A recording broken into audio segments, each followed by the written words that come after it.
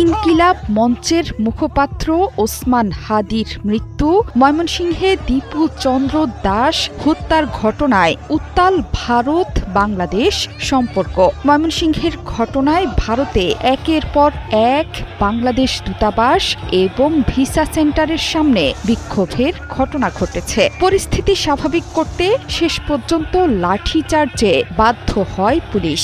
এরপরও থেমে নেই দেশটিতে বাংলাদেশ কেন্দ্রিক দমন পীড়ন। দেশটির ওড়িশা রাজ্যে বাংলাদেশি সন্দেহে এক যুবককে পিটিয়ে হত্যার ঘটনা ঘটেছে। এ নিয়ে উত্তেজনা ছড়িয়েছে দেশটিতে। ভারতীয় গণমাধ্যমগুলোতে এই খবর প্রচার হচ্ছে।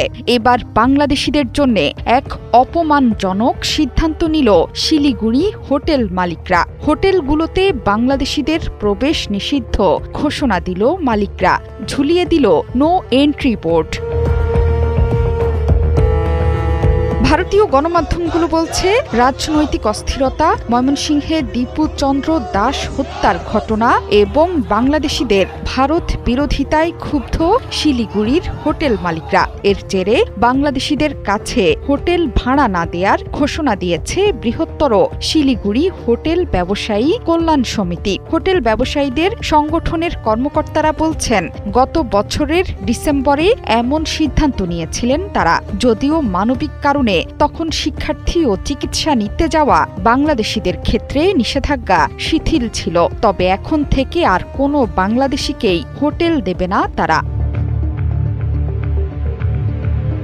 এই কর্মকর্তার মতে, বাংলাদেশে ভারত বিরোধী বক্তব্যের কারণে এখন আর কোনো বাংলাদেশির কাছে হোটেল ভাড়া দেয়া হচ্ছে না। তাদের সংগঠনের অধীনে আছে 180টি হোটেল, যারা সবাই কঠোরভাবে এই নিষেধাজ্ঞা মেনে চলবে বলেও সতর্কবার্তা দেন তিনি। শুধু তাই নয়, এই সংগঠনের বাইরে থাকা আরও অর্ধশত হোটেলও বাংলাদেশিদের জন্য নো এন্ট্রি বোর্ড ঝুলিয়ে দেওয়ার খবর ছড়িয়েছে। শুধু তাই নয়, এই সংগঠনের বাইরে থাকা আরও অর্ধশত হোটেলেও বাংলাদেশিদের জন্য নো এন্ট্রি বোর্ড ঝুলিয়ে দেওয়ার খবর ছড়িয়েছে। একই ঘটনা ঘটছে মালদহতেও।